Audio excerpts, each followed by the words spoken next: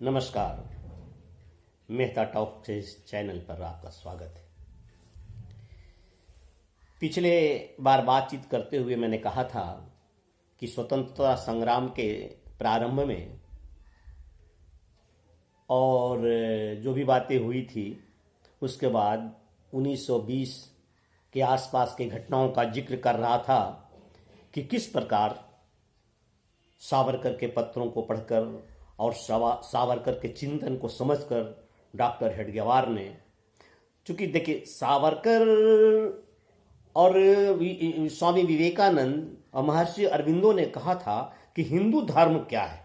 हिंदू धर्म की विवेचना पर उन लोगों ने व्याख्या की, विश्लेषण किया और सावरकर कह रहे थे कि हिंदू कौन है।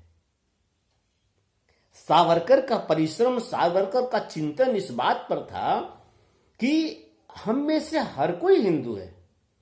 यहां जो जाति पाति में बटे हुए लोग थे, सावरकर को आश्चर्य हुआ कि जेलों के अंदर भी उन्होंने देखा कि उच्च जाति के लोग निम्न जाति के हिंदुओं के साथ पंक्ति में बैठकर भोजन ग्रहण नहीं करते थे, जबकि एक ही अपराध में वो जेल गए हुए हैं या किसी भी अपराध में जेल गए हुए हैं। यह स्थितियां थी।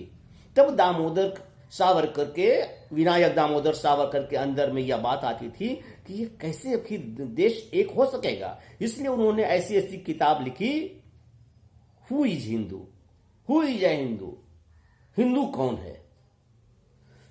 वहां तो यह स्थितियां थी कि जेलों के अंदर जितने भी निम्न जाति के हिंदू थे, थोक के थोक मुसलमान बनाए जाते थे, मुसलमान बनाए जा रहे थे अंग्रेजों के समय में भी।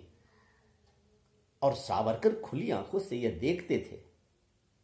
अद्यपि सावरकर पर बहुत ही इन चीजों के ही कारण, इन सभी चीजों के कारण बहुत ही यातनाएं दी गई उन्हें।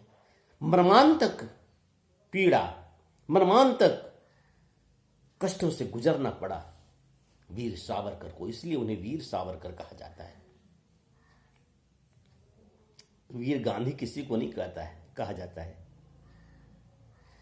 तो सावरकर के पूरे चिंतन को अपने मन में परम पूज्य डॉक्टर साहब ने उतारा तो यह पाया कि हिंदू बहुत ही डरे हुए हैं। हिंदू एक डरा हुआ कौम है, एक स्वाभाविक रूप से इसके अंदर डर है।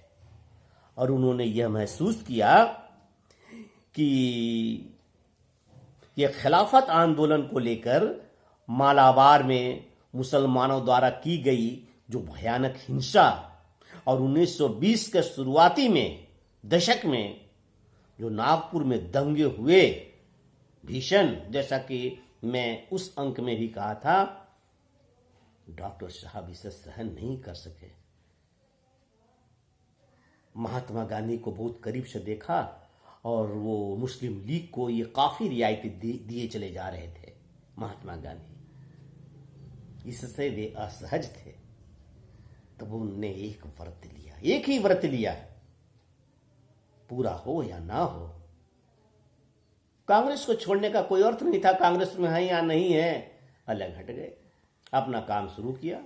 और 1920 से 21 से ये लोगों में जा करके अपनी वेदना को सुनाया। झूठों के बीच गए, तब हनुमान के नाम पर अखाड़े कई थे, लगते थे। उन अखाड़ों में जा करके अपनी बातों को रखा। और उस जुआओं में जो बड़े बड़े कसरती थे, उनको थोड़ी भी परवाह नहीं थी कि किसके साथ कौन लड़ रहा है। यह राष्ट्रवाद का कमी था। इन्होंने उस मंत्र को फूंका, हिंदुओं को संगठित करने की बात की। लोगों ने आलोचनाएं की, यह बहुत बार आप सुन चुके होंगे। लेकिन 1925 में 27 सितंबर 1925 विजयादशमी के दिन में राष्ट्रीय स्वयंसेवक संघ नाम के जिस संगठन को स्थापित किया, वही आधार 2014 का है। वही आधार, उस आधार का परिणाम 2014 हुआ। 2014 ऐसे ही नहीं होता है। 1947 तो जैसे तैसे हो गया।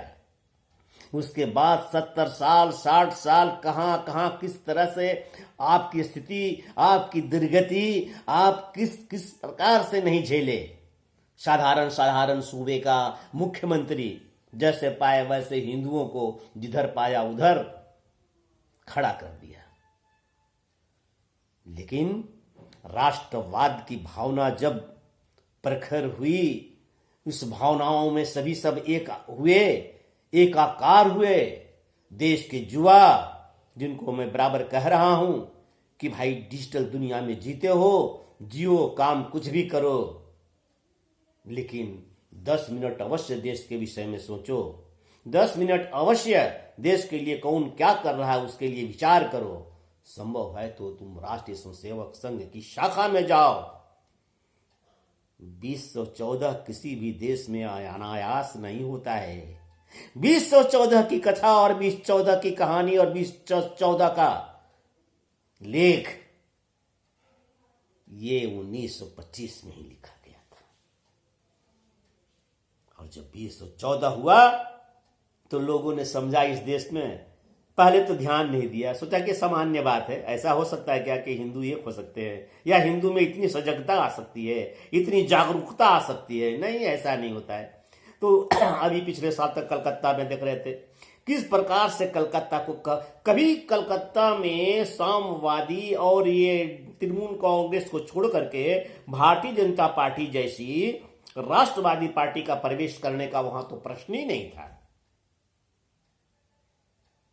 परंतु 2019 में देश की जनता, जुआ, इन सभी ने 2014 के मुहर को फिर उसमें ठोक करके उसको पुख्ता कर दिया कि अभी हम 2014 की श्रृंखला में चल रहे हैं और यह 2024 भी हमारा होगा।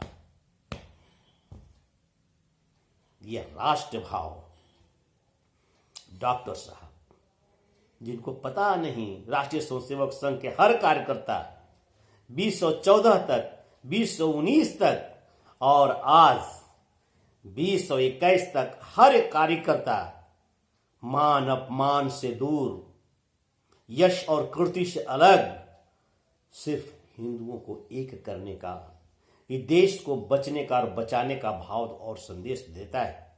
यह देश तुम्हारा है।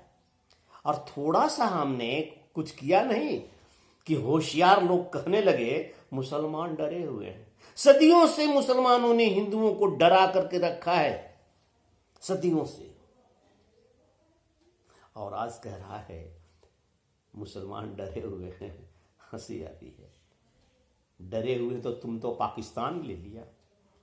उस वक्त पाकिस्तान ले लिया जब तुम्हारी संख्या पूरे पाकिस्तान और भारत और सब मिला करके केवल 6 करोड़ थी और 21 करोड़ हिंदुओं की संख्या थी, कुछ और अन्य लोगों की होंगी। ये 1920-21 की जनसंख्या की बात मैं करता हूं। और ये लड़ाई चली 1947 तक, हो सकता है 40 करोड़ तक हो गया होगा पूरी संख्या। लेकिन 27 करोड़ जब जनसंख्या थी तब भी भारतीय राजनीति में मुसलमान, उनके नेता, उनका नेतृत्व उतने ही आक्रामक थे जितने आज हैं। आज तो कुछ आपके राष्ट्रवादी भाव आपके अंदर आने से वे थोड़े, उनका तेज थोड़ा कम हुआ है। लेकिन यह जो आपके अंदर राष्ट्रीय भाव आया है वह बहुत ही ज्यादा नहीं है। इतना से काम नहीं चलने वाला है। इसी बात को डॉक्टर साहब, इसी बात को आगे चल करके परम पूजनीय गुरु जी ने कहा था, या सोचा था, या राष्ट्रीय स्वयंसेवक संघ ने विचार किया था कि ठहरो, आजादी तो मैं ले लूंगा। और आजादी के संघर्ष से थोड़ा मुक्त होकर के उससे भी बड़ा संघर्ष और जग आंदोलन तब करना शुरू किया हिंदुओं को एकत्रित करने के लिए कि ताकि देश में जैसे ही अंग्रेज जाए और ये सारे लोग इस्लामाभिमुखी हैं, कांग्रेसी के नेता, एक एक हिंदुओं का अस्तित्व मिट जाएगा। न कहीं राम रहेंगे, न कहीं कृष्ण रहेगा।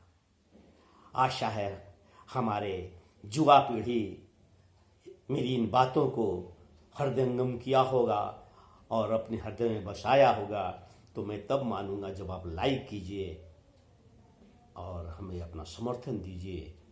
अगली बार दूसरे विषय लेकर के आऊँगा। धन्यवाद, नमस्कार।